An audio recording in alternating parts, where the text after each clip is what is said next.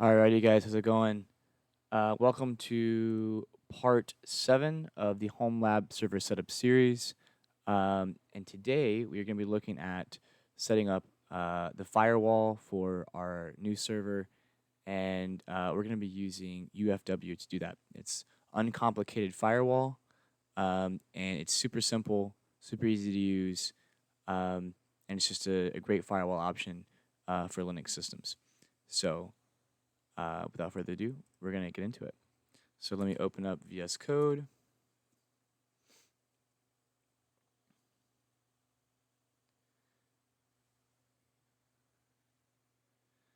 And wait for everything to load up here.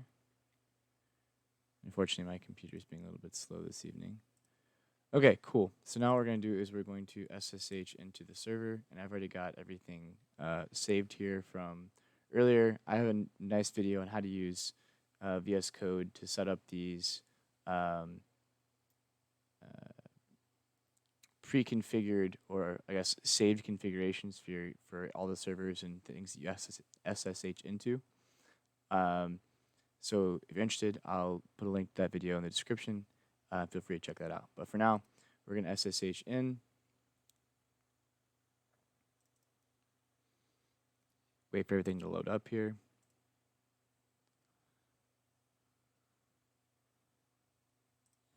Actually, I'm behind the VPN. Let me turn that off. It should make things faster. Okay, excellent. Cool. So we're all loaded up now. The first thing that we want to do is make this just a little bit bigger. Okay, cool. So the first thing that I want to talk about is UFW. So UFW is just a package, firewall package from Linux, and we can install it with sudo apt install UFW. And again, that stands for Uncomplicated Firewall, and it really is. It's very nice and very uncomplicated. Sorry about that. Let me try that one more time. I just did a bunch of installs and stuff earlier. Okay, fantastic. So this should work. So the first thing that we want to do is, before we actually even start and enable anything, we want to set some defaults. So we want to say sudo UFW default deny incoming.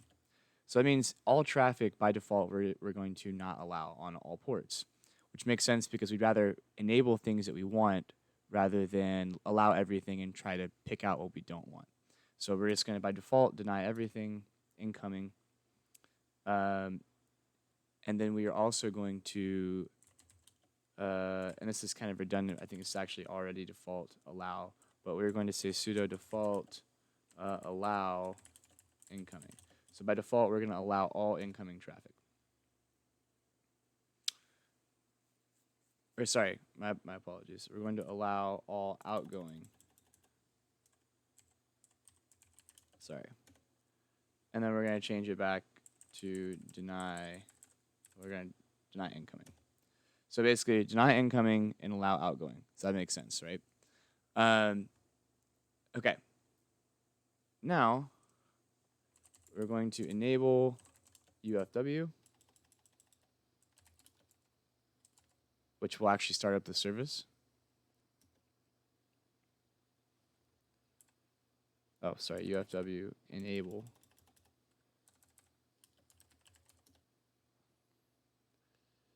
All right, cool. So the firewall is active, enabled on system setup. That's fantastic. And we'll just do a quick sudo UFW status. Status is active. Fantastic. Okay. So the first thing we want to do, just to make sure that if something happens right now, I don't get locked out, we're going to allow SSH. So sudo UFW allow SSH. So that allows the incoming traffic for SSH, and we also need to allow outgoing. I think it's out SSH, I believe. Yes, out. All right, cool. So now if we double check or do another UFW status, we can see that we've added 2 rules. So we've added incoming traffic, TCP traffic on port 22, which is what basically SSH is, and then we've allowed outgoing traffic on TCP port 22. So basically it can receive incoming connections, and it can also respond back on that port over a TCP connection. So cool. So that's one thing that we can do and we have done that we definitely need to do to use this server. Some other interesting things that we can do is, like, for example, if we want to allow connections. Sure, actually, let's do it this way. If we want to deny a particular IP address, for example, we could say sudo deny, or sorry, UFW deny like 129.168.1.69 or something. It doesn't really matter. But the point is, you can do that, and then you can say, well, depending. So if there is an IP address on your subnet that qualifies, you could do that. But for me, I don't have a .1 on my subnet, obviously. But you get the point, right? So you can deny particular IP addresses. You can allow particular port ranges. So you can do something like sudo UFW allow, we'll say 5.6.800 to 5.6.900. So we're going to allow 100 ports, and we're going to allow them to have TCP connections. So you can do stuff like that. And if we check it again, we can see that we've added that in. So you guys get the point. So now what we want to do is we want to actually set this up so that we can really use it. And okay, actually, before we go any further, I want to go ahead and delete these before I forget about them. So what we're going to do is we're going to say sudo UFW status numbered. Okay, cool. And then we're going to say sudo UFW. I think it's delete. Yeah, UFW delete. And then we want to delete 3. Yeah. And then we also want to delete 5.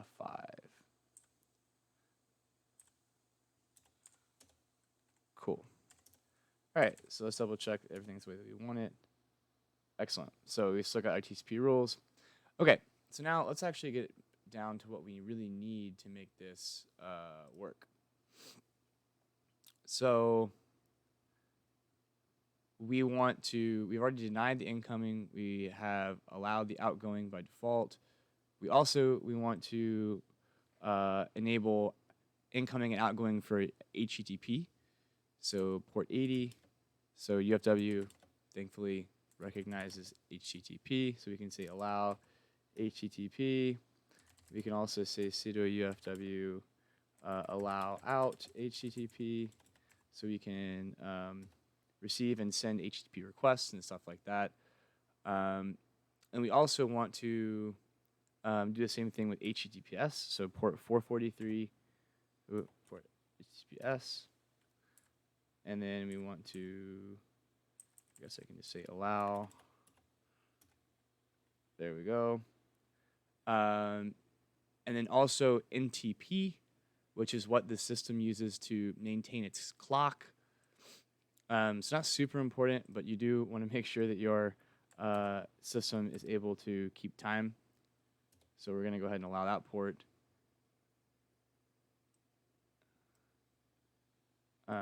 And then we will do allow out.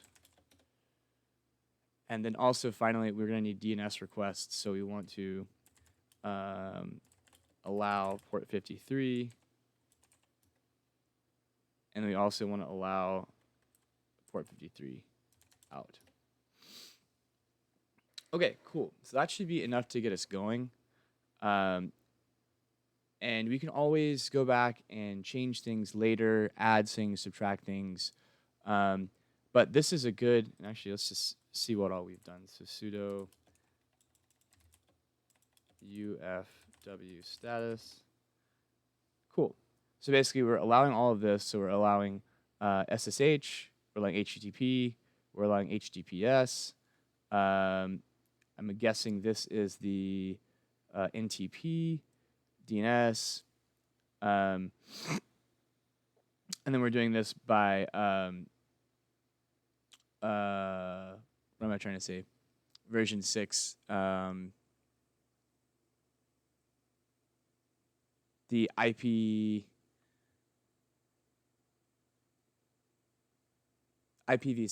Wow, my brain's working super slow tonight. Anyway, so we're allowing it on both v4 and v6, and then we're allowing it so in, and then we're allowing it out on the same ports. So anyway, that's the basics. And then, like I said, you can always get more specific. You can, whitelist and blacklist IP addresses if you want. You can open up port ranges later, for other specific applications. But this is a good way to start. And for me, this is how I'm going to start. And I wanted to share that with you guys. So, alrighty, guys, that about does it for today. If you like the content, please consider giving me a like and a subscribe so I can continue to grow and produce better and better content for you. And if you really like the content, you might even consider buying me a coffee, and the information for how to do that will be in the video description. If none of that sounds good, at least just give me some feedback in the comments. Let me know how I'm doing, if anything's unclear, or if there are things that I can improve on. But above all, guys, thanks again. Appreciate you watching, and have a great rest of the day. Bye-bye.